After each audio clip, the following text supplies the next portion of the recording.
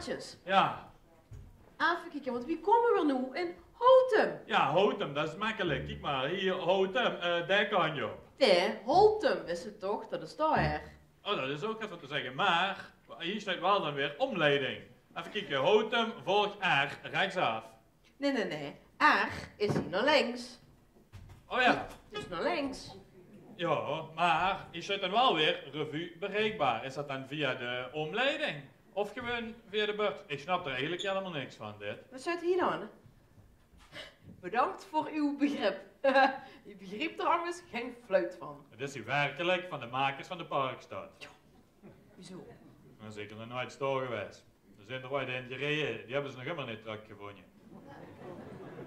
Maar ja, goed, wie komen weer nu op een revue? Ik kijk wel op Waze, want sowieso, wat voor fossiel kijk nu nog op van die beurtjes. Ja, dat is goed. Dan kijk ik even met op Maps. Kijk, Oh, nu snap ik is het. tenminste duidelijk. Ja, We moeten Hier af. Oh, hier af is het, hier.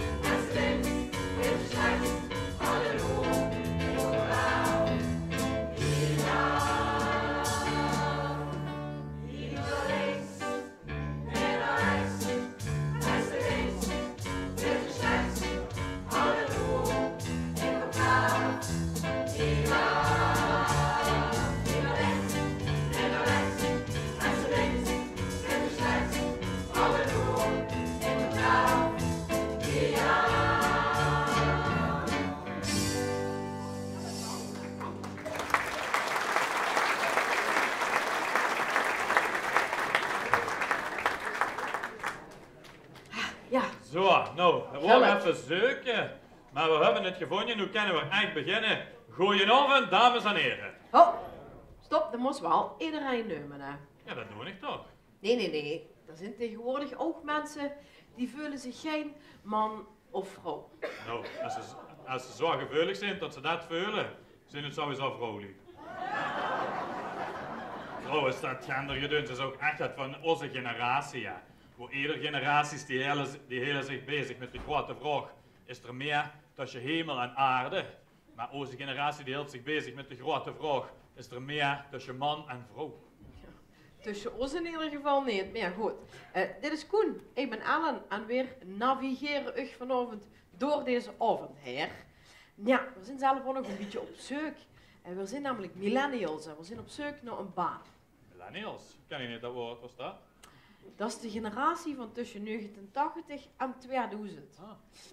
Maar als ik zo een beetje om me heen kijk, denk ik dat er soms sprake is van een lichte generatiekloof, zeg maar. Ja.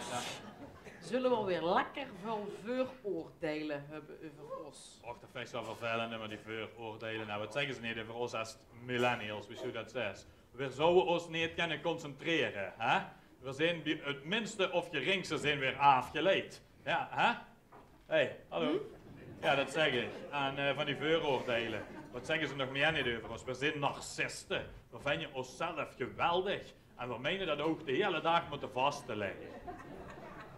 Zullen we even een selfie maken? Oh ja, dat is een goed idee. Anders pak ze ook de zaal erop, hè. En doe me op Instagram taggen. Ja. We houden het over. Vooroordelen. Oh ja, vooroordelen, dat vind ik zo vervelend. Hè. Wat zeggen ze nog meer over ons? We zouden heel lui zijn. Lui en ontzettend meug. En dan ga ik niet meer om.